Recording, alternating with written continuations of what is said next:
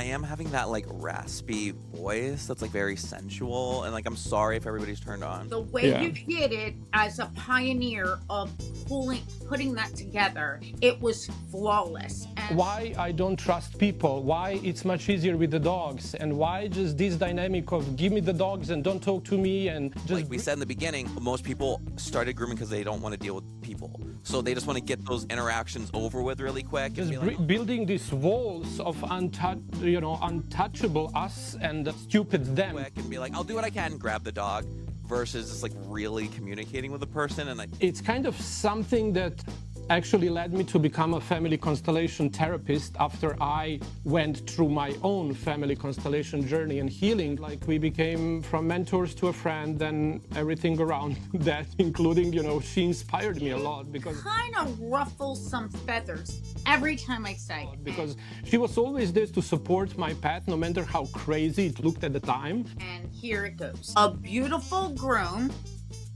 is a reflection of the ego of the groomer.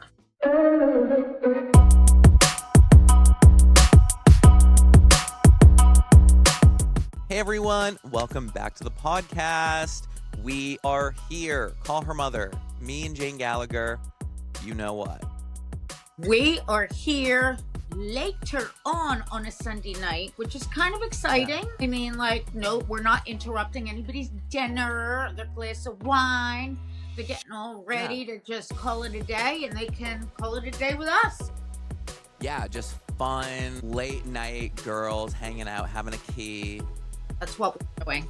Yes. And I don't know what I have. I have the latest COVID or whatever. You have something. You do. Whatever the new thing is. I don't know. That's killing everyone. No, but, oh God, I'm going to get us demonetized. I'm sorry. Or not blocked. We are talking to the one and only Sasha Riess right now. I am going to connect him here, and Jane introduced him to me, and this should be a really fun, interesting conversation. The one and only Sasha Riess. No one in the world like him. Why it just you talk now? Okay. Well, yeah, guys, TikTok's wilding out. I don't know what's happening. We might start live streaming on YouTube or something. I don't know. That might we were thinking about doing that. Yeah. It might be because I can multi-stream, so I can have it stream to us on YouTube, and then if it's all glitchy on TikTok, we'll be over on YouTube. I think we have to do that. Yeah, we're gonna have to. But okay, so let me get him over here. So what have you been up to? Moi? Freezing. Yeah. It was 4 yesterday with 50-mile-an-hour winds. Or 4. I have my robe on. I have a blanket on me. I have the fireplace on. I have the heat on 75, and I'm still freezing. I swear it's permeating the walls. Yeah, well, it is really freezing here too, but I'm kind of ill, so I feel I'm sweating and cold at the same time. Okay, yeah. But also I am having that raspy voice that's very sensual, and I'm sorry if everybody's turned on. Sorry, we're having technical difficulties and had to switch to Riverside. God, just a raspy artist nowadays. Back in my day, it was Bryan Adams and Kim Carnes, if you remember Betty Davis eyes. So there were and JoJo Siwa did that too. Cover. No, maybe JoJo Siwa. That's the new raspy Betty Davis. No, I'm kidding. I don't know. Probably. I don't know who has raspy's not easy to do naturally. Vocal fry. That's how everyone talks now. Yeah. And they're my jeans are blue. I don't know what I'm saying. Hi. Voila. How's it going? All works. Can you hear me? Can you see me? All good? Yes, I can see and hear. Jane, can you? I can. Perfect. So nice to see you. Crystal clear, and Jay, you're still pixelated. You're still blurry, Jay. I know, but everyone's seeing you blurry. So on live right now, me and Sasha are very clear, and you're blurry. I'm sorry. Okay, you're gonna clear up. I'm sure. Yes. Okay. we've been a hot mess with Zoom and all of our little communications. I don't know, we can't get it together. But I'm so happy to have you here. Every time I see you, I'm just so happy. Oh my God. And we go back a long, long way. I think we go back, is it 15 years? When did we do our poodle class? You won't believe it was like 2012. Yeah. So that's like So 14 we years, are 15 years. Yeah. Yes, we are. And let me tell everybody, let's talk about how that happened. So back in 2012, this did not exist. There was no online education, certainly not virtual to another country. And there was a buzz around, that there was going to be this class regarding a poodle specialist from Serbia. And I couldn't sign up fast enough. So I'm a little like rusty on the length of the class, but I do feel like it was at least 8 weeks. And yeah, it was 8 weeks. Yeah, 8 weeks. And Sasha would basically hold our hands and like walk us through certain things. We would also be grooming live, and he could see us like what we were doing. Oh, And that's so cool. it was the first of its kind. And if you ask Sasha, like, how did you pull that off? It was greatly expensive. It was. Yeah. Took at that time to pull up the live stream using the platforms and then becoming, the live streaming the grooming without pixelation and all kind of those things.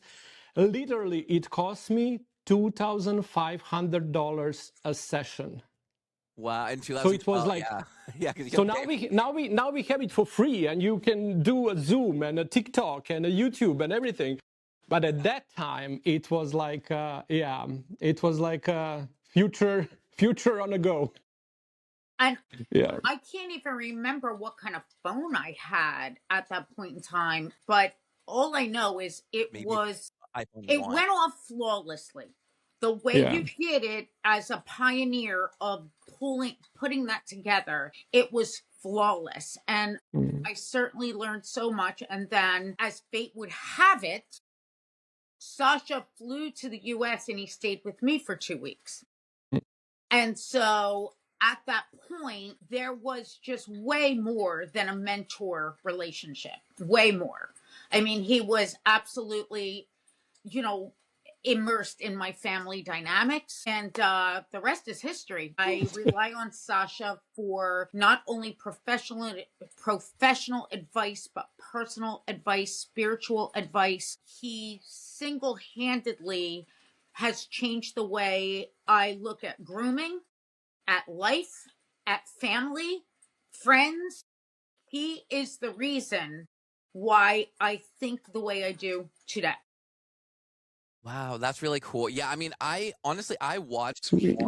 Oh, yeah, I know. One of your seminars a little while ago, a couple months ago, or whatever. And there were some like lasting takeaways that I took from it too, of like, things that we kind of the groomer we don't think of. We don't necessarily think that we're freaking out a dog when we're putting him up on a high table, and like just random stuff like that. We're like going into the mindset of like instead of trying to like push dogs through the grooming process, which how we've all been taught, to like learn different ways to like work with the animal. That was really interesting. It was interesting to see all of that came from observing the outcome, because once you have a school, the dynamic of, because it's now, you are not teaching people just how to groom, but how to make a successful business in this field.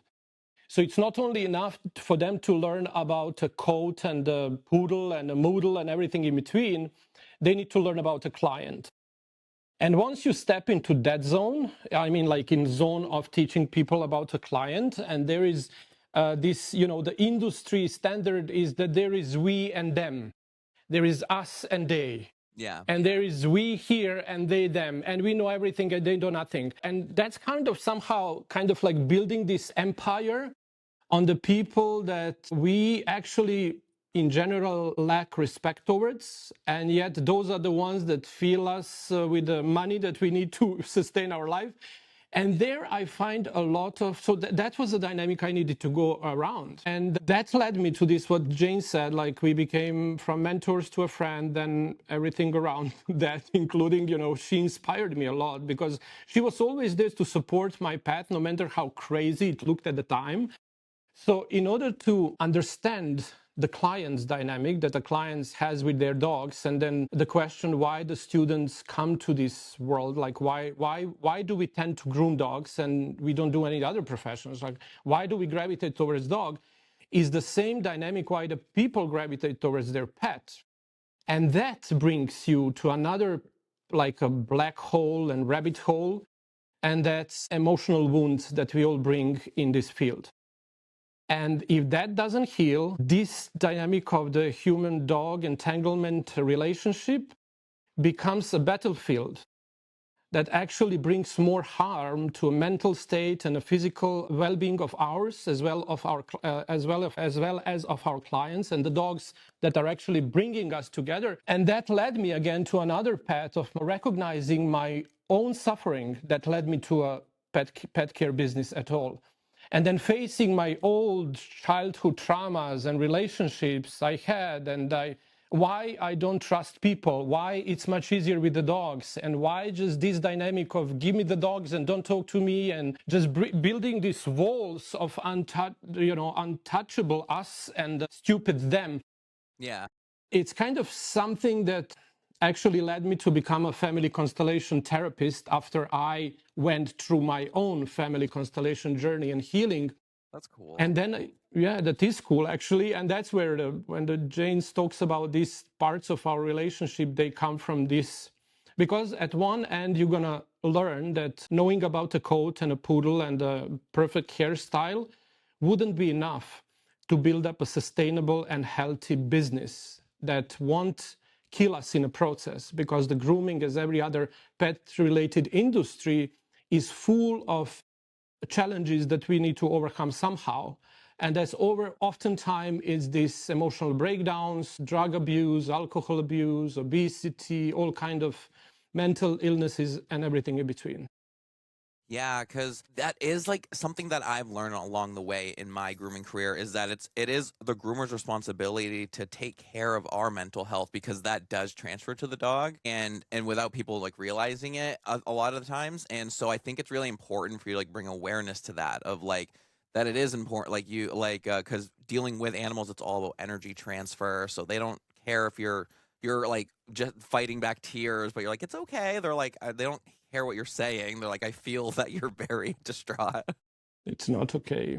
Yeah. And then, they teach us that it's okay not to be okay. And that's what we want to hide so much, right? We want to protect ourselves with, putting these iron masks one after the other and losing ourselves in that process. And yet all the dogs want from us is to show up the way we are.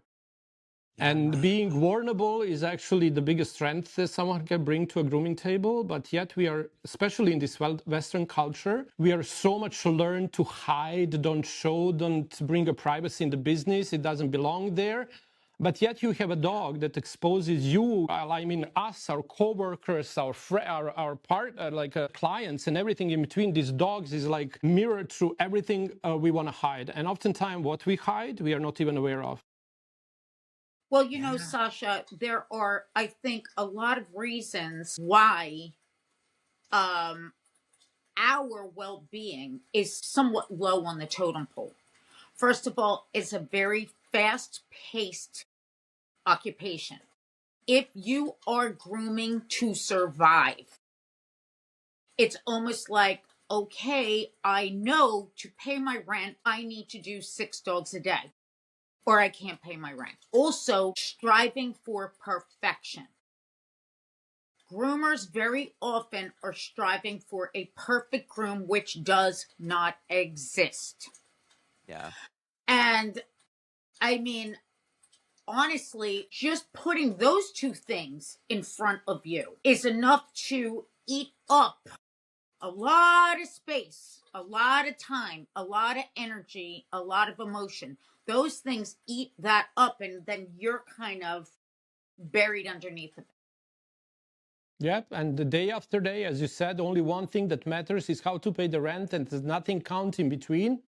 And now you have this other, not you, but we all, Yeah, us yeah, all, universal you, yeah. yeah, have all of that desire to make it as perfect as possible, even though you said the perfectness doesn't exist. But I feel some, and then when we get with my research and this dynamic of the family entanglement, emotional baggage that we still carry, and that shows up in industry every single day in front of the clients, relationship we have with them, we come to the attachment style theory, right? Very easy, understandable. The way how we shape our reality is not, it didn't change an inch from the reality. We learn to see the life through the lenses of our parents or caregivers, whoever gave us a chance to survive when we were infants and toddlers. Yeah. And that's what actually I write in the book, The Groomer's Dilemma. It's this dynamic that actually, if I have avoidant attachment style and my clients have avoidant attachment style, and then how do we interact without actually avoiding each other of every cost? And then if I strive to perfection, always I try, that's old, old story, memory of the brain, that you will never be good enough. It's never good enough.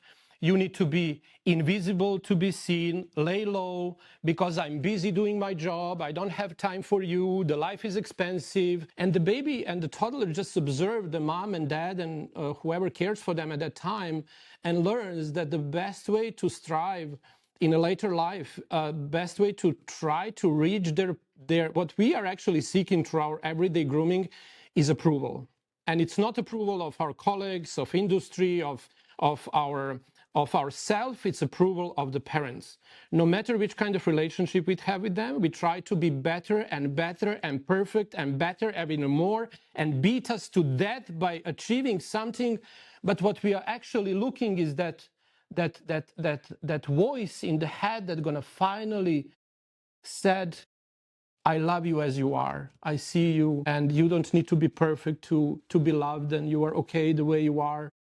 And that's something that I find very oftentimes teaching the students and having the classes every day and seeing how much they cry when we unleash these stories and we try to go through this process. Yeah. That's nothing to do with the dog, yet the dog exposes every single thing of it. So just ignoring it and running after the rent and the money and the pay, and this is just kind of overloading us with a burden.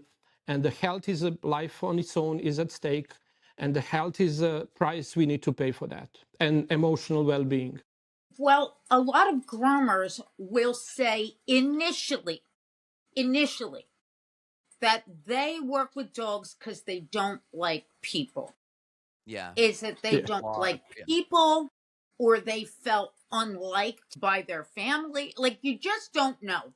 Where did the root come from that they don't like people, so they're going to sit with the dogs and work with the dogs? Which, we all know owners and dogs go hand in hand. So you may say you're working with dogs, but you're really working with people as well. I also need to kind of poke the bear with something that you said to me, and it kind of ruffles some feathers every time I say it. And here it goes. A beautiful groom is a reflection of the ego of the groomer. And if you really thought that the dog is first, that you're working for dogs, and the dogs are so important, would you spend 5 hours and 2 big jars of hairspray on a dog if it was really about the dog who couldn't give 2 damns about hairspray on its head? The minute you said that to me, I just have to tell you, it spun my head around on my shoulders to really reevaluate how I'm behaving as a pet care professional. Can you elaborate on that? Because I'm going to tell you, every time I say it, people are like, I don't have an ego. That's not what I'm doing. Yeah, people are that's going to be a topic, like a touchy subject, talking about, because people it's because we've set the ways that we've been trained to do, like groom and stuff. So when people are like, well, I was trained that way, that's how like we've always done it. Like it's hard for people to like admit that like maybe what we were doing wasn't 100% right and to change. Like sometimes it's easier for us to like live in the lie of like it's fine than to accept like we were doing it wrong, I think. Let's wish Jill Haley, the founder, proprietor, president, queen of Foxy Roxy, a happy birthday. And yes. Happy birthday to you. Happy birthday to you. Great. This fine day for Jill Haley. She is offering everyone in the viewing audience 20% off on what, Jay? The Happy Day set. Ooh, this is such a cute little set. Happy. Using Call Your Mom 20 in like all caps, you're texting, like be cool about it. And you get 20% off. You can get this whole set. For me? Oh, that's so nice. Whatever you're vibing with. These are really cute. Whatever you want. You can you want one, you want four, just whatever. But it is a gift from Foxy Roxy to our listeners.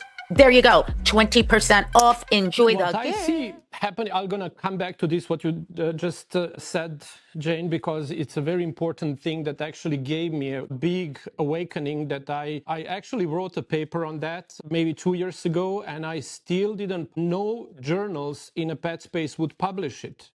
I remember. I offered it to the high-end grooming papers and canine professional papers, confirmation papers. They all said we cannot publish this. And what is the name of the article? Is called Price of Perfection. I was paid to do my job perfectly while I was a show dog handler. And I was always going after the performance dog that not necessarily was the best dog. But once you had the tools of the grooming and the hairspray and the biomechanical model of the dog and you the standard and how to pull out the best out from the dog, then everything, that's what you are learn. Every single seminar is about how to hide the faults. Yeah. Yes. Yeah. I mean, that's what. Yes. And now, look at this. I take that dog to the shows, and I have like over 200 best in shows with that dog that's actually had the disqualification fault and shouldn't be bred. Yet, because his sperm was frozen, over 20,000 puppies are linked to that dog directly. So now I said you know what my excuse was? Well, the judges are stupid. No one is knowing what's under the coat, and I'm doing my job perfectly. I'm doing what I'm paid. But that oftentimes exactly that becomes like, what is at stake? So now, listen this, my friends that own the journals about the canine professional life were said like, I'm sorry, this is true, but we can't publish this paper. And I was telling about how the industry, and I got that was like a fair enough question. I'm sorry, I can't publish it. The other hit behind our relationship, well, they said, we don't like you, so we won't publish it. But then I said, can you put a side relationship to me and put the dog's well-being in front and then publish something you might bring a new perception, a new paradigm? Because aren't we all here because we claim we love dogs? Yeah. So now what you said, up to the point, I remember when I take the dog I was living with, like a professional handler, I would have a dog surround me and everything. So I do remember when I take them to a walk or into a park or to play with them, that's maybe 20, 30 minutes or 40 minutes. And I usually have my phone with me, right? Yeah. But when the dog is on a table, then it's justified. And I said the dog enjoys it and everything is great. And I'm doing it this and I'm brushing it and it's not well prepared. I need to rewash the dog. And I wash the dog for the morning class. And then I rewash it for the best in show. But you know, when I have that to play with that dog, I would maybe spend 20 minutes on that. So the relationship that I have with the dog is interrupted with the phones, usually I'm just taking a dog to a walk, not even there with the dog. Yeah. To be honest, right? Yeah, you're just like having them go to the bathroom real quick. Yeah, it's Yeah. not. Yeah. And here I said like, no, he enjoys it because I love it. But again, we are coming back to this love it, so the dog loves it. And we're projecting onto the dog, which is funny. So now if we do that to a dog, it's not difficult to do that to our spouse, our children, our friends, our coworker, our clients, and everyone else. Yeah. Can you backtrack for a minute, because some people may not know what your prior professional career was. Now, I know that you were flown all over the place, China, Japan, and you were a handler of many poodles. But if you Yes. could elaborate on that and tell us, first of all, you started in Budapest, and then what Yes. happened? So I started in Budapest because I come from, that's another very important point, that my stepping stone to this industry come from my very essentially bad, abusive home that I lived in emotionally. Yeah, I feel like a lot of dog groomers come from some form of trauma in their Yes. early years. I don't know So why. I ran away from home, and with the help of my grandmother, I ended up in Budapest. It's another country. I'm 16 years old. I barely talk the language. I'm not actually there, but I kind of like proven myself, I was telling myself I don't have other options because I'm not strong enough, not grown enough to move away from home and go somewhere. Where should you go? Where do 16 years? How do Yeah. you make that move? Yeah. So the school was kind of like, okay, I go to the school. It's a good excuse. I won't live with them. I'll get a chance to learn something so I can earn money, and then I'm on my own. So that was my driving force. So I went there, and because a lot of things were at stake, I had a lot to lose if I do not master that school. Yeah. So I was there. And I was an assistant to everyone. I was assistant to my teacher. I was assistant to her assistant. I was assistant to every single student there. I was cleaning. I was bringing the food to I was trying to do everything to everyone, and it paid off. Yeah. When I came home, my first client was a show Kerry Blue Terrier. And can you imagine? And can you imagine the first thing? And it's like some dog imported from I don't know where, and they were waiting for me because my teacher from Hungary was a respected breeder of Kerrys, and she was pretty much involved in writing the grooming standard of the Black Russian Terriers that at that time in 90s were just very strongly kept for the Russians, and Hungary was having a breed with Russia because that was a colonized country during the Cold War. The Russians were pretty much had their over the Hungary, so they kind of had their relationship. So they knew about that, and then they contacted me. So that was my entry visa into a high-end show world. And because I immediately surrounded myself with high-end clients, the people with the rich people with a lot of money, I said, like, I'm gonna do a VIP type of the services. So I'm gonna have one client. So you see all of these groomers and handlers and everyone running with the 10 dogs to a show and running from this breed to that breed and this and having 50. I said, no, I'm going to do one. And if I do one, I'm going to do the best. And I put myself like it was like my fee was $3,000 a day and all prices paid, everything. When they want me to travel, I travel with them and then they pay this money. And just to make a connection, my dad at that time in Serbia was under recession. My dad was making $3 a month. Wow, that's crazy. And I was making 3,000 a day over a What year couple is of this, Sasha? weekends. What Sorry? year is this? We are talking is 1990, 1, 2, 3, 4, 2000s, those 10 years there. And that bought me one of the most richest people on the market as a client. The people were spending millions of dollars on a dog a year to campaign, to travel them, so I ended up serving top of the top.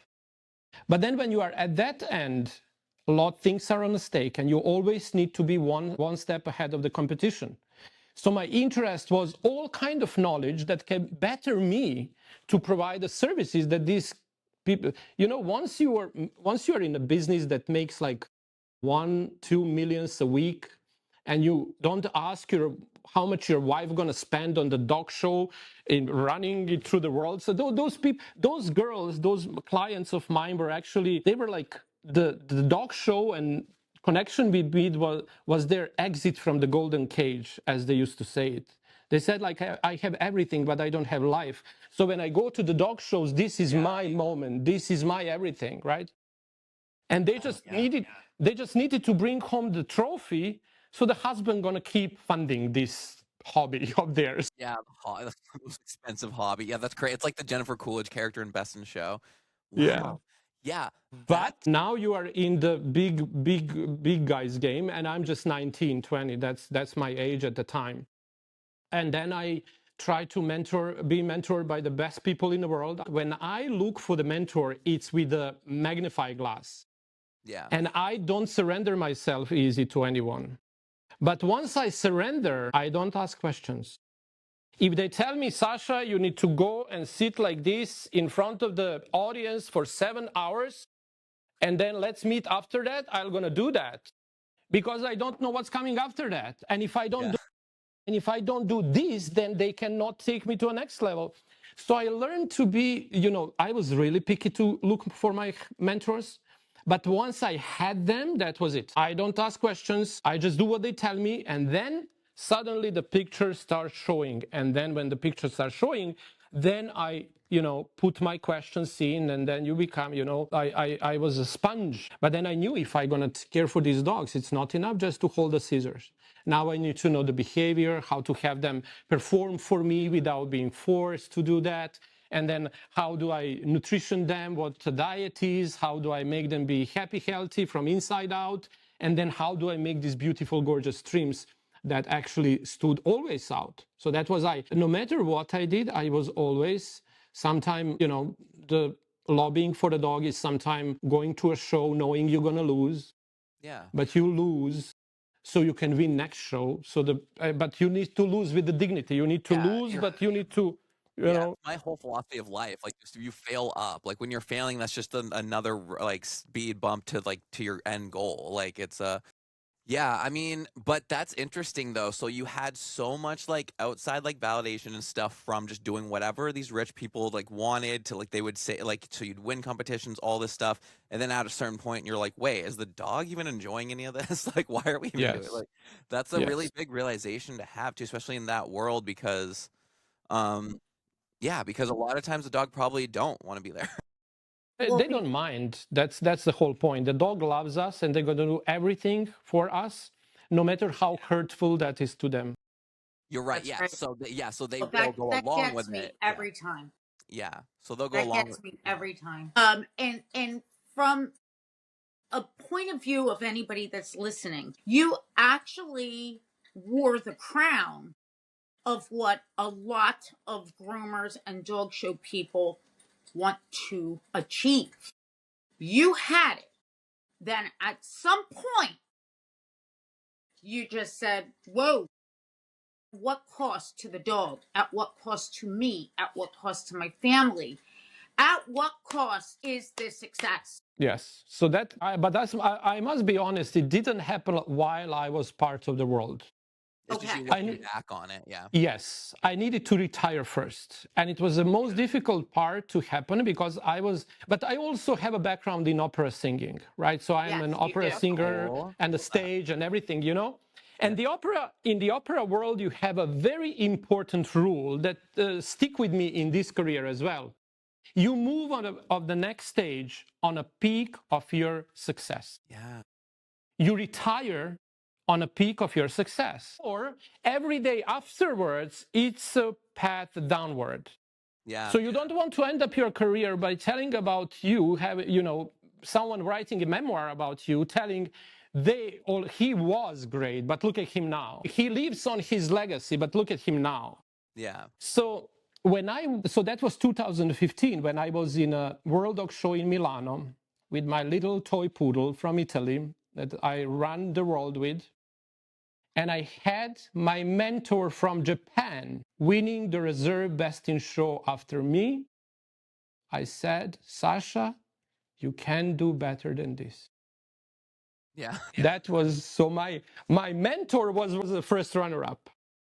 Wow. And I was the World Dog Show winner. And I said, that was the moment I put the lid down and I said, this is it. And then I went like full. You decided to stop showing? That's when... Yeah. Around there. That's when I stopped showing. That's why I retired. I went on. And now there is a legacy. Yeah. That was never marked anything after that. And I was so proud of that. But what actually struck me, and when this dynamic started to show up, is when I started the school, talking people about that. So it was maybe because when that poodle passionate class, poodle, I was still handling the dog. That's like 3 years before I retired. Yeah. But after I went and then started like to have my own students that are pet groomers and want to build a pet careers and want to put all of, build all of this success in their life, then I actually started to have a dog life within the pet family as a construct, as something that I didn't know about. It was completely unknown to me how the people are okay with the shave down and how the people, because my world was all about the coat, and doesn't matter what the dog needs to go through, the coat is the most important thing, right? Yeah. And so you're like, well, people just, like, you're fine with just shaving it. Yeah, that's fine. Yeah, like who shaves the poodle? Like, who shaves the bichon? No. You have this. And then one thing happened is when I started to interact with the clients, once I opened my shop, my grooming shop, right? And then I actually was hit by reality.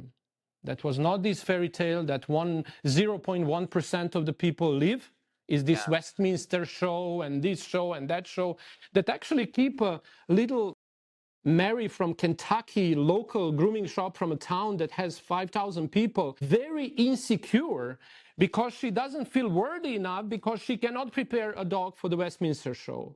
Right? She feels that she's not a groomer, she's not good enough. And she keeps going from seminar to seminar, masterclass after masterclass, trying to enrich herself in this type of the styling that she cannot sell to her average client. Right. Yeah. That is the funny thing too. Of like, yeah, because so basically your perspective of never grooming pets and only show dogs to then going to groom pets, where you're like, so you have a very original like take on this, where you only saw show dogs and then you only saw pet dogs, and you're like, wait, what? Like this? Yeah, like that's a really cool way, and that makes sense where how you landed there. Then you go from world show grooming to just opening a salon and realize most people don't care about the round bichon. Yeah, there you go. And then now I understand that no knowledge I have, it doesn't matter here. This is not a world I'm prepared for. Now I need to learn another way of doing it. And that's when I actually starting to explore the world of the pets. Average Lily of Joan, right? Cool. Yeah, because it's like it's usually the opposite for groomers. We usually start out in a salon and then like maybe one day start showing. So that's funny that you started that way. And ended up here. And then, but it's kind of like, it's very dangerous. The other way around is very dangerous because I was, kind of like, and a lot of enriched people, the people that are coming from the families without money and then finally make a money, right? And now I'm rich, right? Yeah. But the fulfillment doesn't come with it. And there is a last little goal that I was thinking gonna bring everything I craved in my life. And I finally achieved, now I have $1 million on my account. What's wrong now? Yeah. And that's when the world collapses. And a lot of people, mental breakdowns that happen to those kind of people, and the enrichment that mentally need to happen from you to go from here, there, it's much difficult than when you need to go from there, here. Yeah. Because you are bringing this experience that the world of the dog show is not the real world. It's a performance. It's a pageant queen show. Yes. It's something that, and then the question becomes, fits that? And we are now, as more as I'm in this world and now building this integrative, holistic dog grooming, how do you care for dogs, their emotional well-being that's connected to emotional well-being of their pet parents, and how do you bring that together with emotional well-being of the groomer, and how that triangle actually can be built. And those answers do not exist in this industry that we are taught, right? Yeah. So, and what I see here, it's a transitioning from the Ringling Brothers into a Cirque du Soleil. From the Ringling Brothers show into Animals with Elephants and everything that we need to kind of like shape to please us. And then do, kind of the animals love it, and the elephants love it, and the lions love it, and everyone loves it because it's a show. It looks like that. Yeah. Until you do not see the backstage. Yeah, until it's how someone they doesn't treat get you in the elephants. backstage. Yeah, I'm so triggered by like circuses and zoos and stuff. I can't. I'm the worst person to bring to a zoo. I'm just like, does that one have water? I'm just like, what? Like, it's not. Yeah. But you know, kind of like you, maybe I was up to zoos and I couldn't sleep when the zoo was in the town. But I'm 50 years old now. You don't know that how the zoo works sometime. And what I see now, it's actually that some new generation of the kids that gonna come in time, gonna say exactly what you said now about the circuses for the Westminster show. Exactly what you said.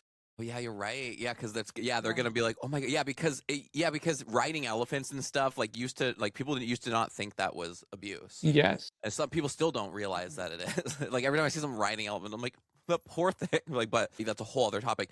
But yeah, like hopefully it doesn't transfer to that because well, I mean, and they'd have to just change the way they did stuff, I guess.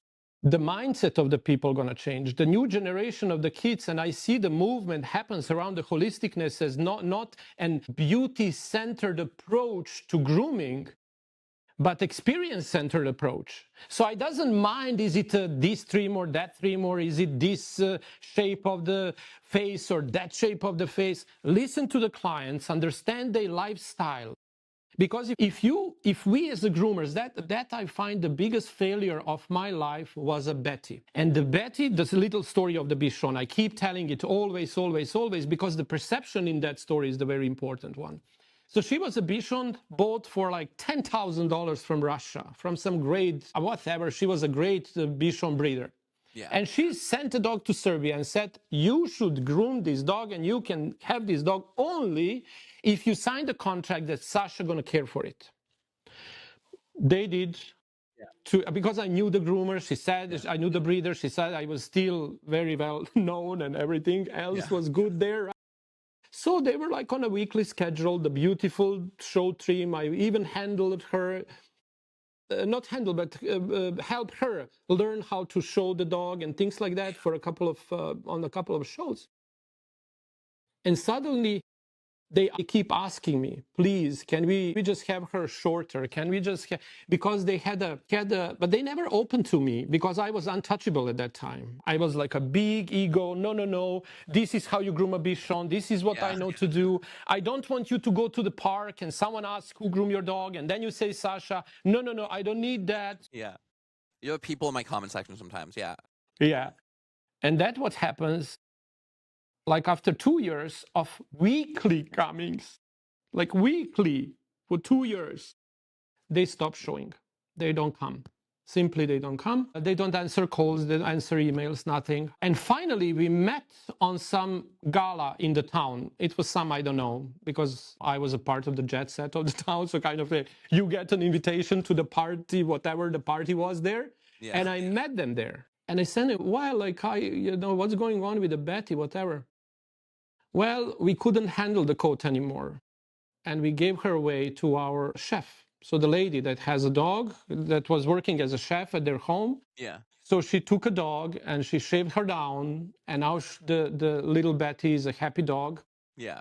But the whole picture I never knew is actually that the woman was so much brainwashed with everything of this coat and everything of this, she couldn't allow herself to shave the dog. I wouldn't do it, and she didn't want anyone else to touch the dog. Yeah. But what I didn't know at the time is that the dog was the best friend to their very autistic child. Yeah, so they ended up giving him away. Oh, yeah. Yes. And they find the cat and they try to replace the cat, but the child accepted the cat in some sort, but he was always after Betty. Yeah, and after really that, instead of just getting her shaved short to like give her away, but yeah, like you said, people are so like, it's like because I brainwashed her. Yeah, I brainwashed her, and she never get the support she needed to pursue her wishes. Yeah. She felt unworthy, unheard. She felt very, because I set the stage. Wow, yeah. Yeah, right? But that's really, for you to be able to but think back and take accountability for that and be like, whoa, I did that. Yeah, that's yeah. So now how many times we do not shave a Pomeranian because we care about a coat and alopecia? However, we don't know what happened in that family, with that coat, with that dog, with that child, with people around that dog, because all what we care about is a coat and the beauty of the dog.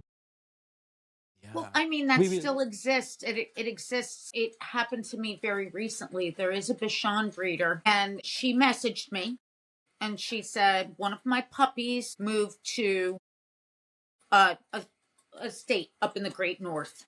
She's coming to your town, and I need you to groom this dog. And so I get a hold of this puppy who's in complete disrepair. There's chunks cut out and matted, whatever. So I look at the puppy and I look at the owner and I said, well, this is a case where we have to start at square one. I can give her a cute expression, but we're not working on this puppy. It's beyond that. You'll ruin the puppy forever if you start yanking out the matted whole body. That's crazy. Well, the odd thing is I was actually reprimanded by the breeder. And she said, what did you do? Like, my puppy should not look like this. And I just thought to myself, there's the ego. Yeah. The ego that My the puppy dog doesn't Yeah, possess. like you don't own a living creature. You're a puppy. That's so crazy. And I just looked at this adorable, beautiful little puppy and I thought, hey, you're going to be great. You're going to be okay. You don't need to stand here and get brushed and combed and ripped and holes in your coat. I'm not doing it. But it does exist. And there's an expectation. Sometimes I don't really want to badmouth breeders because that's not what we're here for. And I don't think that applies to everyone. But in certain instances, Most there's an breeders ignore their name, expectation though. how they want their puppies. And Yeah. So I think also that's now I was just on another forum. Here and there, I just, come out and say a couple of things. And sometimes I regret more times I regret because sometimes the platforms are not giving you a place in which you can give the context of what you're talking, and then you're doing your YouTube video or entire live about that, and it was just a little comment. So there was when you say the breeders are breeding, and that's kind of like I stopped teaching breed standards in our grooming school. So the people, for the long time, this grooming school that we are part of now, and we are slowly inherited and kind of helping build up on the new grounds, is the longest standing grooming school in the States, the Texas All-Breed Grooming School. When I was a baby and puppy of the groomer, and when internet showed up, I heard about two schools in the world. That was the Nash Academy and the Texas All-Breed. And the life took a loop that I was working with the Nash very close for a while. And now I'm here part of development of new era that we built through this school. And when we inherited the school, in the curriculum was a AKC book of the standards that you need to go through in order to understand the standards, the different dogs and things like that. Yeah, I memorized all the breeds when I first started too. Yeah. But now you need to read the standard because the reading standard is actually the guidance of the proper breeding. And if you read the standard, I had a test. I literally had a test, and I was challenging my friends that were judges and the breeders. I said, listen this, if I read you the standard without the two phrases, I take out only the two phrases, the name of the breed and the color of the breed, and I read you the standard from start to finish, will I be able to create an image of a dog that standard explains? No way. No, So if I read you, never really thought about read you standard of the Doberman and the standard of the Poodle without mentioning the coat and the name of the breed, you wouldn't be able to notice the difference in between two of those dogs explained in the standard that should guide the Doberman breeding and the Poodle breeding in two completely different directions because they are not the same breed.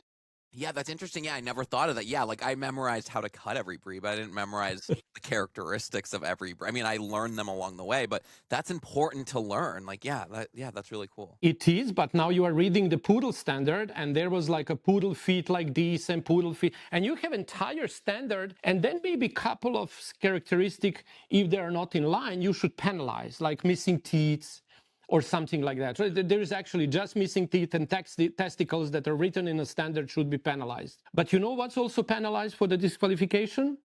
The wrong trim. You cannot enter the conformation dog show in the trim that's not recognized by the AKC standard. Your dog that competes on the conformation show that should kind of like evaluate the quality of the dog's body, Yeah, not the cut. gonna penalize the dog based on the trim the groomer placed the dog inside of. Which kind of breeding direction is that? That's funny. Yeah, I never really like thought of it like that. Yeah, like I So see now- why people could be like mad at this, because this goes against a lot of how people just go, and so that's probably why people's initial reaction are like, "Wait, what? Yeah, okay, yeah." Example, not enough laid back shoulder blade, like let's say more than a 90-degree angle in the front, right? Scapula and the humerus, right? Or I don't know, problem in the back angulation, have less impact on the disqualification possibilities than the trim of the dog itself. Wow, that's Well, interesting. Sasha, So now that might be a core of the existence of the poodle 200 years ago. Because if the dog doesn't have this trim, it cannot be used to perform in a field. But where do we stand with that in 2026? Yeah, That's still the guidance that if your dog is a shave down, and if you have your dog that's shaved down and you take a conformation ring, you must be disqualified. And every single dog, and if you are disqualified on 2-3 shows, I don't know the rules, you cannot show that dog, neither breed that dog anymore by the standards of the AKC. Because of the trim. haircut. Yeah. Because of the hair. Can you imagine the nonsense?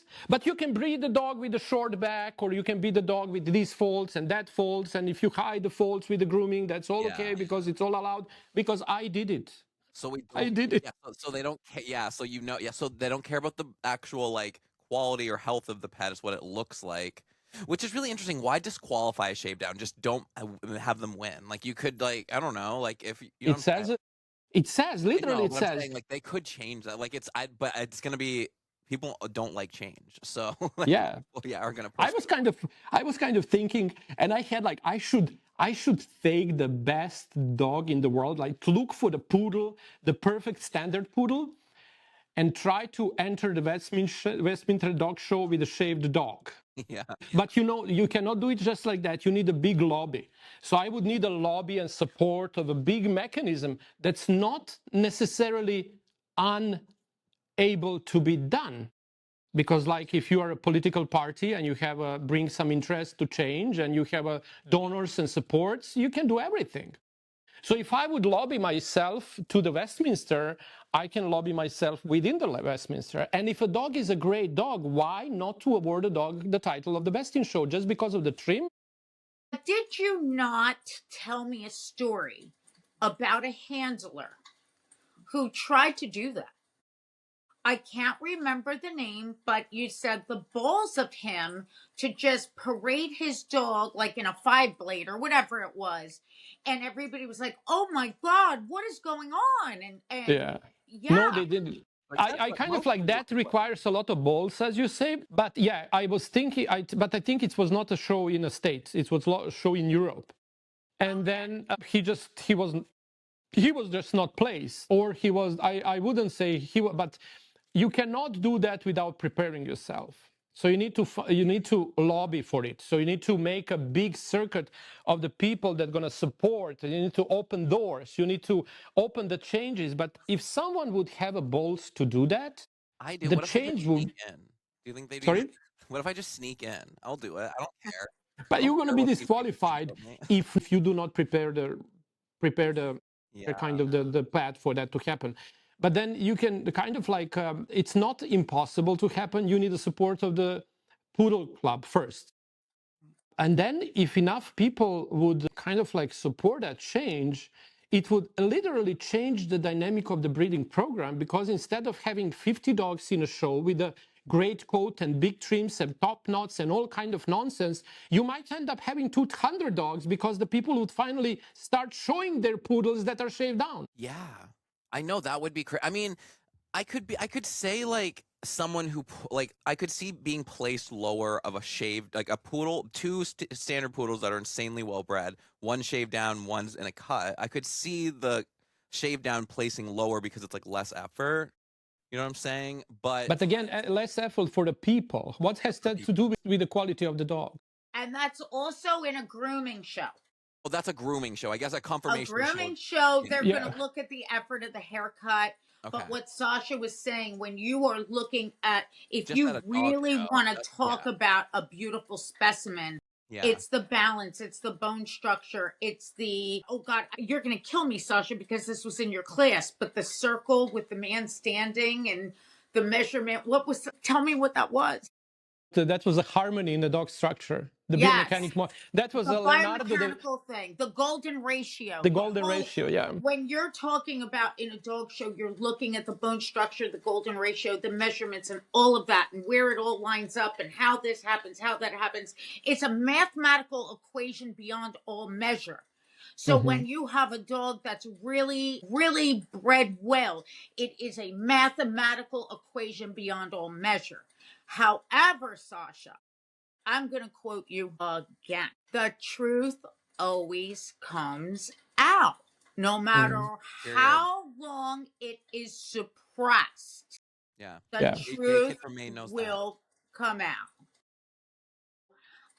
You know, what you're talking about with dog shows and the things, you know, the masks that are worn to either hide dogs that shouldn't be there or whatever, the truth always does come out. It may take 100 years, but Yes. I do agree with you. I do agree that we are at a time where anything that isn't authentic and true isn't quite accepted as it once was. Yeah. People want authenticity, they want truth, they want the real story. They don't want And the I think polished stuff anymore. yes, It's boring. Like you can just Google a perfectly groomed dog. Like it's like I think people are just kind of like bored with it. I don't know. Yeah, no, because always, you know, this generation of the pet parents gonna enforce the change within the industry. Because, you know, the baby boomers are slowly fading out from it. Millennials are actually still on this crossroad. Should I pursue career, family, where the dog fits? I still don't have time, and not that I'm interested in too much dynamic of the depth of our relationship, because still they're a career-driven generation. But the Gen Zs and the younger generations are not a generation that you can easily manipulate. We need to work hard now, so we might be able to enjoy the life when we were 70, if we still can. Or we need to work hard, you know, to pay the bills because we over want from life. So now it's not enough to live here for $1,000. I need to live there for $10,000. And by making all the money to be paid there, I need to lose the life. So what the heck I'm doing here? So, and that kind of question, and then as Jay said, it's not as important. The shininess of the Prada and Gucci and Louis Vuitton, it's like a lost past time. Yeah, it's almost like cringe now when you see like a Taylor Swift walk out with all her like Gucci and stuff. We're like, okay. Yeah, what? Like, yeah, now you thrift stores, the second-hand stores, not to not spend money, not to save money. But not from that context, but from the context of I don't need to overload myself with the job and the business and the burnout to be. Yeah, because like especially Americans inflate want and need very easily. Where we're like, oh my God, that newest makeup thing, I need it. Like we all say it. We're like, oh my God, this came out, I need this, and it's like you really don't. But kind of like spending money that we don't have on the things we don't need.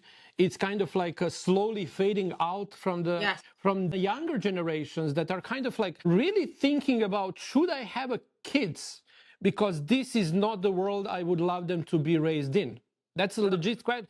So this new generation is in that side of mindset. I don't want kids, not because I'm selfish, I just want everything for myself. No.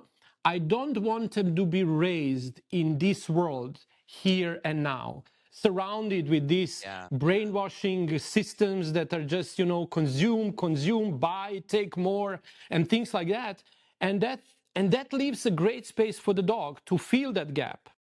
Yeah. So now you have people that are actually very emotionally in tune with their dogs, and they care from the different level. They don't care about how those dog looks. Yeah. They don't care about what trim you put on them. And if we are not ready for that change to happen, we're going to be on a side of the Ringling Brothers when this Yeah. shift in the industry happens. Yeah, because especially I think too, where this like need for authenticity and non-polished things, I think it's coming from this new generation was born with AI. So like I think they're gonna like they're gonna be like born not trusting if anything's real or whatever. So like when they see a perfectly like groomed dog, they're gonna be like, oh, that's probably just AI. Like they'd rather see like a normal Perfect. dog. You know what I'm saying? Excellent. Like that it's a whole new generation being born with Edu AI. bitches, 10% off using Jay Unleashed at checkout. These are their little travel sprays, high-end dog cologne. Woofer Whispers, Duke of Dogdom, Wiggle Waggle, Queen Bitch. I just really love these scents. They're long-lasting. I use them on myself. And I have yet to get sent even a droplet. So, oh, the bitches. I know. You're slack. And no matter are we thinking that we are way 10 years from there or 20 years today, because I think, Jane, it's not 100, it's much faster. It's coming on a much pace of the high speed. Yeah. And if we do not change mindset on time and prepare for time that's actually in front of our doorstep, it's going to be too late. Very, very frustrated, because in order for groomers, especially again, we are talking about a special breed of the people called the dog groomers. Yeah. And then the special breed on another special breed of the people called dog owners, pet parents. Yeah. So the collusion that those two, industry and the market, is actually in now is a crossroad. And the one that need to evolve is the one that's taking the money from the other. It's not other way around. It's not that pet parents need to adjust for the groomers' needs and the groomers' wants, wishes, and kind of ideas of how the world should look like is other way around, because the money and the cards are there. So we need to listen to them and try to adjust. But I think like industry is still pretty much beauty centered. Too much beauty center. Guilt is coming out from the people, not being able to achieve a perfect teddy bear, not because they don't know how, but because the dogs do not behave on a table for them to nicely and peacefully create a rounded shaped eye or whatever. You cannot touch the dog's eye anymore without them panicking, going, what you gonna do? No, but if we force this beautification of the animals, the little Cathy from Kentucky will literally feel dumb, stupid, unworthy, and she would love to belong to the industry. Looking all of these beautiful before and after pictures that you post on, not you, any one of us posts, right? Because that's the only thing that the groomers communicate is, look how greatly I can groom the dogs. Yeah, because we rarely show the ones that the normal looking grooms that we just Yes. like the dog just let us do versus what we it's a And different. we should. Again, Jay, that's to now somehow merge that two things that you just touched now. And Jane said lately before that is that we should communicate the real life of what's going on there, because that's gonna slowly take away the burden from the people, from the groomers, spending money they don't have on shows they don't need, classes they don't need. It's not about them. If you spend your money, I just, I was a part of the grooming shows, left and right. I was giving the seminars, beautifully. My poodle class was, I don't talk about that anymore. The topics I open are this. Don't take a beauty inside this industry. Take it away because it's a burden. And can you imagine now how much money the people need to spend to go to the grooming shows? Where actually that money in this environment would be much better spent at the psychologist, at the therapy, at something that can actually benefit. Sorry?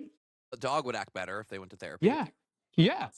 No. But now, if I have $1,000 extra to this month, right, and I want to go to the Bichon class, that I won't have. Not a Bichon for the Bichon perfect. You're going to take a show dog and you're going to put it on a table, and then someone that perfectly groom a Bichon going to perfect. Oh my God, look how great job they did. And you're going to spend the money you don't have to the things you don't need, come back to your little shop in Kentucky or Texas or wherever, Jersey or wherever, Maine. and be even more sad because you don't have those dogs. Even if you have them, the clients won't bring them on a timely basis for that to be achieved. And you're going to feel worse than you felt before. Life is so funny and so magical at the same time, because everything that you are talking about, I fell into by default. I was on the path. Sasha, you know it. I said to you, I want to groom like Veronica Frosch. I want to groom like Lindsay Dicken. And you looked at me and you said, do not do that to yourself. Groom like you. Because that's all perception. You want to groom like what you think they are. Yeah, And true. ultimately what happened is I was so frustrated that I couldn't get my hands on a dog that I could put in a nice trim. And so somehow life just pushed me. Here's what you got, girl. You have all these mixed breeds. You have all the knowledge. You have taken all the classes. You have done this inside and out. You have no canvas to work on except a mixed breed. Now what you gonna do? And I'll tell you what happened. I had to stretch my brain outside of the blueprint of breed profile and breed standard grooming. If you are given that time and time again, where is your brain stretching? I had to stretch all of those blueprints and apply them onto dogs that had no business wearing them. But that was my life. And honestly, I think that's the life of most groomers. They just don't know it. Because you touched on a very important point, is a frustration that comes with that change. And oftentimes the people will feel lost and unseen, and they don't have where to move, whom to call, where are the mentors that can support this transition and change the career, the path from the perfect trims into nothingness, right? And all the people want that nothingness. Just please. We are in Texas, in a Dallas area, hot through the year.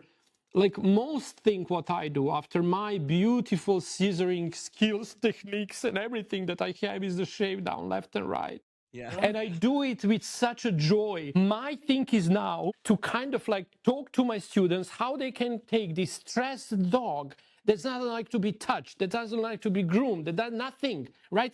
And how do we touch them here instead of there? Because every single touch counts. Because you watch that seminar about physiology of the stress, the brain remembers everything, right? So now what I need to work around, right? Don't talk to a dog. For example, that's a very important part of it. We stopped talking to a dog. You have 10 dogs in a kennel, 5 dogs in a grooming suite, 15 people in a school, and you don't hear nothing. You don't hear anyone talking to anyone. We don't even ask anymore the name of the dog. The students are not allowed to talk to the dog. Because why? Because you never know when in talking just nicely to a dog or to a colleague, you're gonna say the words that are triggering the dog from the experience they have at home. Yeah. Oftentimes when you, it's not the word, it's just the sound. So if they like, yes, okay, just the word. For example, you don't know, and a big no-no is to naming the dog by its name. It's because oftentimes the name is most abused word in a human-dog interaction. Yeah, when they're sometimes you're yelling the name. Yeah. Yeah? What did you do, Henny? Or what the fuck are they going? Come, get your ass here, whatever, right? And now you have a groomer that just says that word, that's called the name of the dog, and the dog freezes because they doesn't know what's coming. And then you clip her on and everything off, and now the dog is completely in a panic mood because they don't know what's coming next. Yeah, and they So, just shut down. So the only way is to create an environment in you will trigger the senses of the dogs in a most sophisticated way if you need to trigger them, but try not to trigger them at all. And that brings all 5 senses, including your emotional well-being, that also can be a trigger.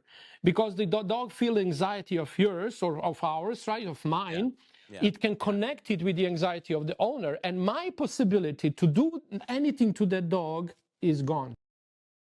Yeah. Yeah, I mean, that is so true. And like, what big takeaway I'm taking from this conversation too, one is that there is a difference between like a well-bred dog and an expensive dog. Like I found that like that's very Thank you. and Thank you for hearing that. and that we need to change where our goalpost is. So our goal used to be the dog is going to look perfect. Now the goal needs to be like we were able to do the dog. Like this dog that doesn't like to be touched, I was able to get like a couple of the nails done this time. That's the goal versus like, well, like the goal before was we want everything to be perfect or whatever. And now it's more, I think it's like where you said we have to listen to the pet parent versus vice versa, but it's really, we need to, both of us, a pet parent and groomer, need to listen to the dog. And that's something that we don't like think about. And that's interesting. Yeah. I like that. Yeah. So really, thank you for the opportunity, because I think like, especially on the channels that nourish the grooming, this is topic no one wants to bring up. I'm kind of like, trying to get on the stages, raise up this concern. Everything what I'm left with is reject after reject after reject. And all I can do is just, stay faithful to the things I think can change the world for better. Dog-human relationship, pet parents, literally reduce amount of the dogs sent out from homes. Because I know that from the personal story of the Betty, she just happened to have a chef that wanted the dog. But if she wouldn't have that dog is in a shelter. And then the next thing, you don't know what's after that. Yeah. Yeah, and So- and I agree. Like I am like with your like mindset of this stuff. I like that forward. So like as we build our platform, we will platform you if you want to come and talk on here. Oh, thanks for that gift. That's a gift on here, but yeah. Like, Well, there is something that I appreciate so much about TikTok. First of all, I'm not on any of the other platforms very much at all. I shied away from Instagram. My personal opinion for that is it is somewhat curated. Like, this is a beautiful groom and this is what you see. oh, Instagram. Yeah, And- I mean, yeah, and that's it. That's what Instagram's for. Is like the perfect, polished. Yeah. Yes, but when you Metaverse. head over to TikTok and you can speak about this freely, do share we used to. your America I just do bought. share your belief. I do. Not Thank as well as you do, but believe me, what you speak resonates deeply with me. And I do try to share that. I just try to make sure, especially for the newer groomers, the younger groomers, that yes, there was a path that we were all on, and it was very militant. Like you must do it this way, and this is what you must do, and this, and talk about feeling like you fall short at every level.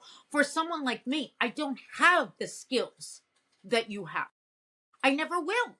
So when I'm taught in this militant way, like this, and hold the scissor this way, and the finish, and this and that I will never achieve. But is there no room for me? Yes, there is. Yes, of course. There is Yes, amazing there room for every single one of us. It's just kind of like I think like the industry on its own would need to go through this shift, either gonna go itself or it's gonna be forced to that corner. Because every single time that I do the user study, evaluation of the real clients, talking to them, hiring the agencies to do the user study, so it's not me who impact their answers and things like that. Everything talks about that the pet parents of the modern ages and the pet parents that are actually already overloading the market are the one that if they won't get a service from us that they want, they're gonna do it themselves. Yeah. And full stop. The groomers won't be replaced by AI, they're gonna be replaced by pet parents. And if we do not gravitate towards solutions about how can we preserve the industry and open ourselves for the new era that's on our doorstep, we're gonna be left with no jobs. And you can see if you go through the social media, Facebook, because that's kind of the majority of the older groomers are. Yeah. I don't say older groomers, but kind of like more experienced with a life experience groomers. You will see the most number one reason that they complained was slowing business down around the Christmas, and everyone is blaming it on economy, on the pricing, on this, on that. Pricing and economy never, ever impacted the pet space. And everything that has a problem, that we are facing problem here with, is a change of the need of the market. and we are not listening to the owners. We are not providing them what they want, even if we want to lead them towards what we want to do and it's better for the dog and this and that. We don't have the skills to do that because we are just, this is what need. And now what you just said, that's that very militant way of teaching other groomers. That's an average militant way of average grooming towards their clients. Same. Yeah. And so this is how it should be done. This is how you should groom your dog. You come here, you brush it every day, you bring them to the bath, you do this, you do that. And the people just freeze. They don't want to listen because at one point we don't become, they're going to project their parents. You're not good enough. It's never going to be nothing of you. Look at how stupid you are, right? Yeah, because that's what like sounds like what you're teaching your students is communicating with the clients, because that's really all a lot of like problems would just be solved by just talking to the client. Like instead of shaving that tail off, call them first, be like, hey, this tail's matted. Like there's just certain things of like just communicating changes so much. They could still be upset with the outcome or whatever, but at least they're like in on it. They don't want to feel shocked when they pick their dog up. Like it's like just tell them like what you need to do. It's very much like, I think instead of telling the clients what we can't do, we're not going to be able to leave it this long, or I'll do what I can. Telling a client I'll do what I can is a crazy sentence to say to a client. They're like, why would I trust you? You're going to do what you can. Okay. But to just say like, and be like, instead of I couldn't leave it long, tell them what you could do. It's like literally just changing the perception of be like, well, he didn't really like it, but or he was really mad, but we were able to leave his face cute or something. Like instead of saying what we can't do, it's really about like shifting it from the negative space to positive. And that that comes with rewiring your brain and unlearning how, because like we said in the beginning, most people started grooming because they don't want to deal with people. So they just want to get those interactions over with really quick and be like, I'll do what I can, grab the dog, versus just like really communicating with the person. And I think that would go a lot better. So that's what I've been trying to teach my groomers. Yeah. Well, there's also something very important that Sasha told me years ago. And he said, the pet parent doesn't see the dog the way you do. You're looking at the dog and you are trying to make this beautiful groom. The pet parent sees the dog as love. Like that's who they love. Just like, if you look at a couple, maybe, when a couple truly loves each other, they don't really care how they look. They love each other. Yeah, or they have a little baby. Like, how do they think they're hot? Yeah. They love the baby. They love the dog. Whether the dog is chopped up by the pet parent or done beautifully by the groomer. They love their dog. Yeah, because how many times have you been grooming a dog and you're like, this looks like shit, and then the pet parent's like, I love it. Like so. Yes. Very often. Oftentimes it happens. When I went, they were the glue, the clients, and they had such a gorgeous two little schnauzers, and I said, next time I want to do them, right? And I do them this show trim because they said they want to perfect, like they are always coming here to get the standard trim, right? And here I am giving them this beautiful face and full legs, and everything was like ready to show. And they come back, they said like, well, we wanted that straight line, the Westie thing, the fuller front. Yeah. And next time I give them the student does them and they do exactly that, like 10 reverse and straight line and a puffy, whatever is there, right? And I was like, my God, I need to, do the mantra of, oh, it's gorgeous, it's beautiful. That's what they want. They tipped like almost 70-80%. They said like, just please remember these. We want them like this every single time. Yeah. And say, okay. Like the devil on your shoulder from your past, like showing it. Yes. You're like, nope, don't think that. Yeah, I mean. But that is something that's so important for us groomers to remember. Like the dogs that we work on, they're not perfect. But they're so perfect to their owners. To their owners, yes. They're so perfect to their owners. And I do think that while we may be in a shift for our industry, I do believe that we will always have a job. I do not think that this is something that every pet owner will embrace to do. I don't think, especially if there's an owner that's working a full-time job and they have 4 kids running in the house, the last thing they want to do is groom their dog. So I do believe we will always have a job. However, I just cannot discount the points that you have brought up today, Sasha. It gives me deep food for thought, which you always do. Yeah. And before we call a close to this, I also want to know, is your book out yet? No, I need a couple of, how you say that, a couple of references. Couple of is that how you call reference? A reference. Review. Reviews. I have 40 pages left. 40 pages. And it's such a She's been compelling sending me. read. The reason why I wrote this book is actually because of that, a lot of strength is needed for the change. And when that frustration comes, when we feel alone, when we feel that we don't have anyone to rely on, maybe the coworkers don't listen, don't have time for us, whatever, the parents are not there for us, we don't have a good relationship with them or whatever, the people cannot go through the change alone. Yeah. Security, support, and oftentimes when we're going through the change, and the support we need is actually just someone being by our side, not to tell me it's going to be okay, not to tell me I can do it, not to tell me nothing, just for me to know that you can hold my hands and just let me do what I think I should do, and I don't even know how to explain it to you, right? And the book is written from that heart, to be a companion, to understand, the stories that I put inside are the stories that I really worked with my students. The stories are real. The stories about they crack opening like a shell, like a little flower opening and crying, and sessions and everything that I went to and I go through with my students. Because even if we can create a perfect environment of a dog that we don't trigger the senses like hearing, touching, tasting, whatever, right? The environment is perfect. There is only that truth that comes and shows up every single time next to the table. It's our internal emotional well-being, and the scarves and everything that we bring our life shows up in front of the dog. And the dog won't surrender to us if we do not keep ourselves centered. Centered not mean healed. Yeah. Mean allowing myself that's okay not to be okay. And I won't give up on this path. I won't come off it because the change is inevitable.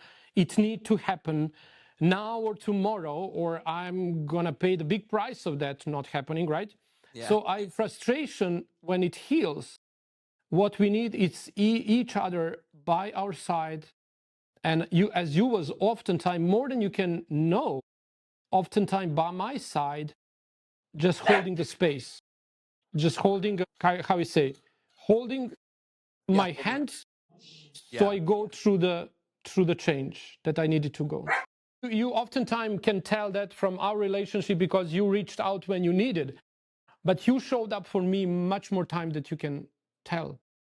And I was at the place doubting and not doubting and thinking, and then here Jane comes with her message, with her some idea of a highlight or something that came along and and then kind of like I gain a new strength not to give up on this. Because oftentimes I was kind of like opening to many groomers, and I reached out for help from the industry. I need help to get this in front of the people until it's not late. Because if only one person does not feel seen, heard, and that there is no need for all of this nonsense, or not nonsense, but actually all of this promotion of the beautification of the dog as a primal cause of this industry, they're either going to leave with no reason, and by leaving, losing a big possibility of healing through this journey. Because the way we can heal next to dogs and working with the clients and next to them, learning to listen and allow ourselves to say, build up the boundaries. The boundaries, in a book I talk about the boundaries, not the boundaries that we don't allow others to step over. The boundaries that we're going to create for ourselves. And no matter what, I won't step over them. And if I'm within my safe space, and I can control my safe space and my within my space, then I can communicate my safe zone with the world around me.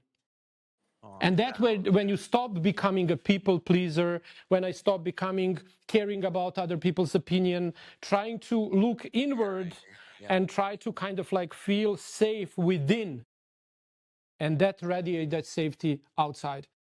And oftentimes, you know, when I see, they said to me like, oh, we can have you if you find a sponsor.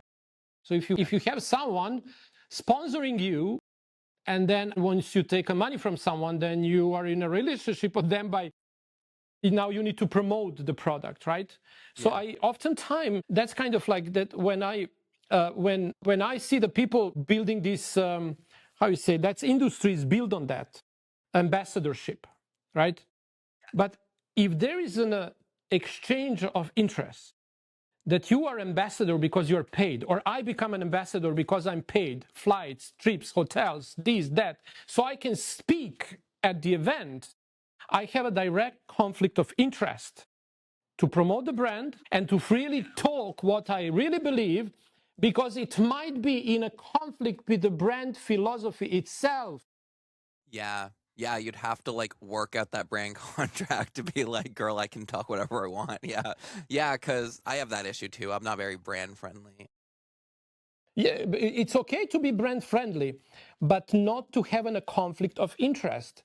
And what is a conflict of interest? Of being paid. If I get anything from the brand, the free sample, this, that, whatever, and I need to think about twice. Am I telling this because I have this or I get this? Or I would tell this regardless. And then I don't want to have, that's where my company, I manufacture a lot of things.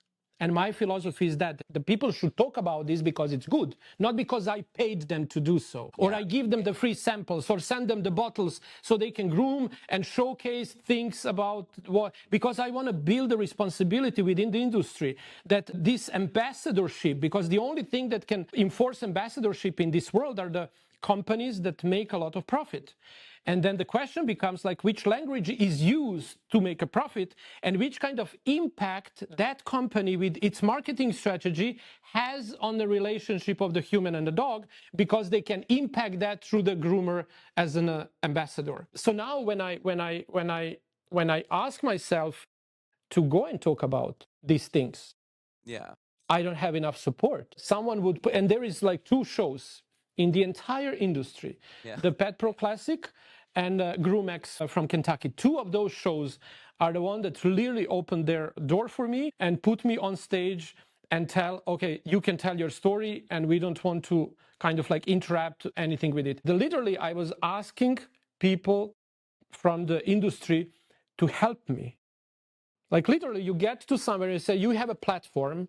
And I did a lot for the industry because maybe a lot of people don't know me because I was busy working and creating and kind of, but a lot of things are impacted by the work I created.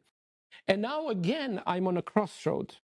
And the crossroad in which the industry should move, even if it doesn't happen, this what I say, as fast as I see it happening, the people and I feel obligated to do that, in which I say like, I did my part. I tried everything I could.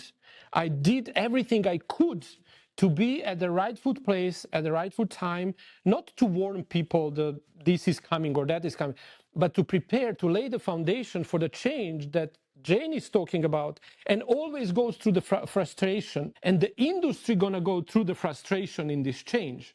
But occasionally, either it's gonna happen from within, or the market gonna force us to do that. And if market forces us to do that, it's gonna be like a life, you know?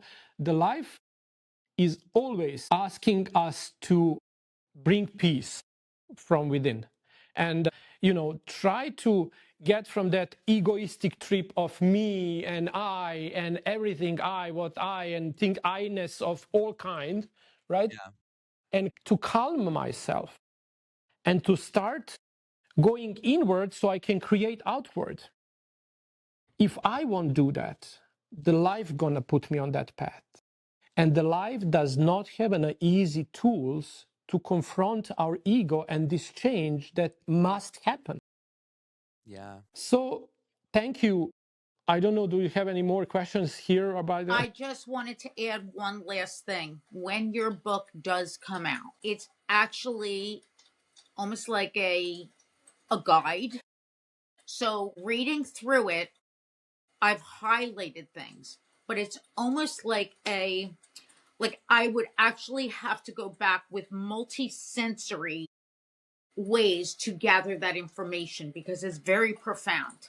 It's very profound. There's a lot of things in there, a lot of guidance for not only groomers, but humans in Yeah. general. And so it's a very important book. Sasha, I truly feel that you are a visionary. So when you do feel strongly about something, I listen deeply. And I'm just so glad to always support you because I think that when you do things, when you speak, when you make a statement, it's not ever for personal gain, and it never has been. Yeah. So I mean, you I not wanting to get paid to like promote things and stuff. Like, yeah, like that's very different. Like people, it's coming from a space of yeah, like not from wanting to be a content creator, but to just want to like spread the word. And yeah, and I appreciate you coming on here and talking about it because I do agree with you. I do think because we are slowly moving towards like when you said that there might be a hold on, there's an echo. When you said that there's like a chance where people are gonna look at dog shows as like animal abuse and stuff because we are moving towards that. People don't even like animals being in movies. Yeah. yes, Why is this? yes. Yeah, so like it might get to a point where like it's gonna like be divided and there's gonna be like the rich elite people that are like doing these fancy cuts and then these normal pet people are gonna be like, that's crazy. It's gonna be like the Hunger Games. From the, not that I sound like a communist or some Yeah. utopian leftist kind think. No, I'm not talking about that. I'm talking about a common, average young person thought process, seeing their parents suffer in order to gain and make money they don't actually need, Yeah. to spend it on things they don't actually need and lose the precious time of connection and interaction. And then they said, I don't, because I see my son. I became a grandfather 2 months ago. So my little son is now dead.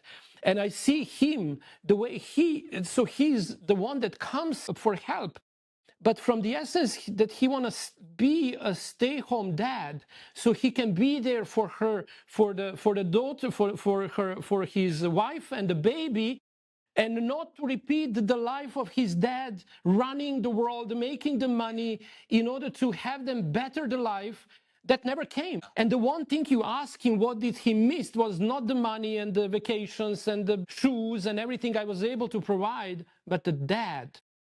And now he's coming to me asking me, can we use a little bit of this so I can be there for them, with them, and help them grow the way I was not able to grow next to you?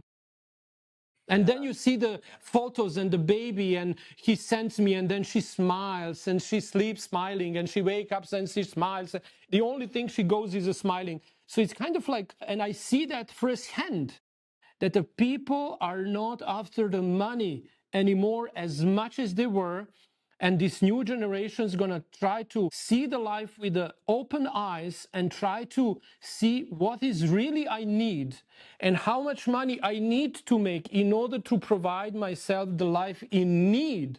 And then have the rest of the life build a relationship with the people that don't depend and don't wiggle around the money. Yeah. Yeah, to quote my son, stop being so busy making a living that you forget to make a life. Yeah. So, and that's, I Good job, hear that mom. very strong amongst my children. And my children are 42 to 30. And so within that 12 years, they're the ones who, they spend most of their time with their children. Yeah. They'll give up the salary. They need their children. Yeah, and it's the right thing to do because we are just forced to believe. Because you are, Jay, this is actually first time that somebody caught some. So I was not actually aware of that, me coming from that world into this world, because it was obvious, but I never saw it that way. So it's kind of like, and in this actually transcript, like I was kind of like actually telling the guys that want to go from the pet world into a show world, guys, you don't need that, because that's what you think, it's not there.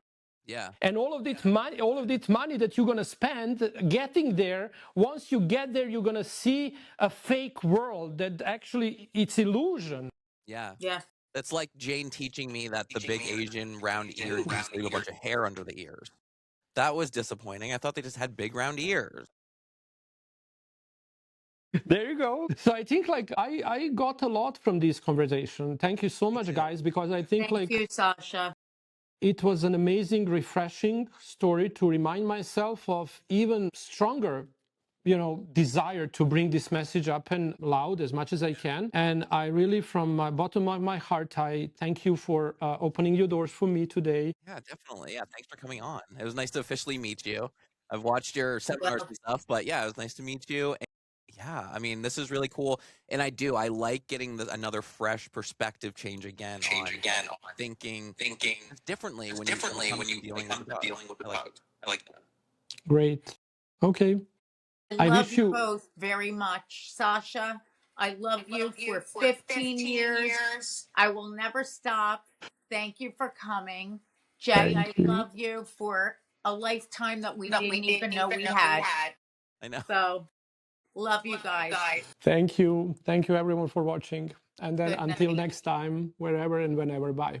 Okay, bye. That was fun. Okay, they both left. Okay. Yeah, that was really interesting, guys. For some reason the TikTok was not pushing my live. Oh, Jane, you're still here? I just rejoined. Hi. Like every time I see that man, I just feel like there's so much food for thought that gets lost in the daily. Did you feel that or did you not? Yeah. I want to know what you grabbed from that. Yeah, I mean, what I grab from that is really number one is communicating with the clients is a really big thing that we all should move for. Just being honest, open with clients and being this is the goal. Just changing the goal. Not being I'll try my best to make this dog look perfect, to just be instead, because we always go with that. I was literally talking to one of my Gen Z employees the other day, and she was like, they're gonna be so mad that this dog shaved. And I was like, yeah, but you were able to leave the tail and the ears. I'm so just lead with the positive, what you could do. Don't be I'm sorry I couldn't do it, but just be so he has the fluffiest ears and tail. Just to it's about that perspective switch. And yeah, because and then that'll stop clients from kind of having a negative connotation with the groomers of being great, we're gonna go get shamed by the groomer again. His life story is one that really probably not many people know, but it's freaking amazing. Yeah. And that man speaks fluently 6 languages. That's crazy. 6. Yeah. And even when he talks, you just know that he is so full of valuable information about many walks of life. Yeah, we had some of our regulars in the chat, but it wasn't a lot of views this time because TikTok blocked our thing because it said it wasn't original content. I don't know. TikTok keeps doing that now. It wasn't. I appealed it, and then it said the appeal wasn't approved. So apparently they thought I was stealing my my own content. I don't know. Yeah. But TikTok Live what are being we weird. stealing? We're talking to Sasha Riess. I just can't.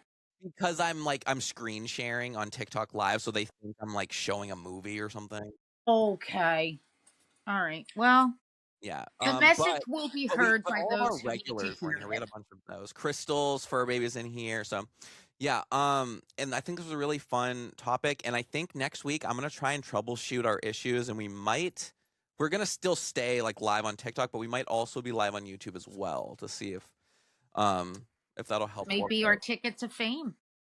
Yeah, because I'm slowly switching over to more YouTube videos because of whatever's happening to TikTok. So Yeah. I mean, I don't really know what the hell's going on, but it has been a real shit show for us. I know, but also it always comes together though. Even though it's Yeah, stressful, it does. I'm glad it did, and I learned a lot from him. And I do I mean, yeah, it's a touchy subject of being but it's about just because I can see like it's just about slowly changing and not. It's not because I think people like hear him and be like, "What? You just want to stop doing breed cuts?" It's like no, he just wants to slowly stop the pressure we put on ourselves to make these dogs look That's perfect. right. That's That's really what right. it's just about perspective change, and I really appreciate that. Yes. Yeah. And trying to make dogs who have no business like being, curated into these breed profile cuts. Like the best dogs, like, and he has told me that the best dogs are so like masked with hair to make them look Yeah, like they're perfect. right. Yeah, But if you yeah, strip that down and you see them soaking wet in the tub, you'll be horrified. yeah. And I didn't know that with like the dog shows, like that. It doesn't if the dog's perfectly bred, if you shave it down, you'll be disqualified. That's crazy. I mean, I get that with a grooming competition, obviously, but with just the show, yeah, that's interesting. That's crazy. I mean, Can you just believe everything? Like, that's why I rely so heavily on his insights. yeah. No, he's not 100,000% right all the time, but I will say that what he does Well, no one speak is is except for me. his own truth. He's not there to make an impression. He really is speaking his truth. And Yeah, God like damn you it, said, that he's is invaluable. it is like he said, he's not he has money in the bank and shit. Like he's not doing this for like money or clout or whatever. He's just doing it for the message. And I can feel that and I like that. And that's what I want our platform to be. I want us to be able to platform people like that. And yeah, so I think it's really cool, important, and I can't wait to put this episode together. I don't know if you got a color from him. I was trying to like place his color. He was like a little hard to read. I was getting like a dark red maroon almost. Okay. Which is like usually like a very passionate person, but there's just a lot. Like it's hard. I would need to sit with him in person to get a full read on Yes. him. But I Yes. know that he's a shade of red, which usually Okay. means intense, passionate. Like it's just we already knew that. But it's a dark red. It's interesting. I pulled a few cards for him too, which is interesting while I was like doing it, just kind of like messing around. And basically the Knight of Pentacles, the Magician, and Seven of Pentacles reversed. Basically means like Knight of Pentacles, that was back when he was the show guy making a bunch of money. The Magician was him breaking out of those illusions, and the Seven of Pentacles reversed is literally it's someone building up their worth. It's like reversed, so he's now using all of the worth he had built up to like give to others. So I really liked his read. I like. Well, I can't wait. I don't know what kind of feedback, if we'll get any, but I'd love it if we did get some, when this is on, your Spotify or the Patreon. I hope we do get some feedback because I felt like this was such a powerful. It was, and I can make sure to cut this one up quite a bit and put like clips on socials and stuff so people know about it. Because with All podcasts, right. it's just about repeated exposure. Like we just got to be posting like clips of the podcast over and over to get people to be like, maybe I should watch it. You know what I mean? Like it's just like commercials, like seeing it over and over, and eventually someone's like, okay, Yeah. yeah. All right, Jay. We'll feel better. I know, I do. Every time I go live, I like forget all my ailments, and then I'm gonna turn this Oh off. wow, And I'm same, like, same. I'm all going. right, I'm going under the procedure 7:15 in the morning, so I gotta go to bed. But thank you. all right, bye. Good night, honey.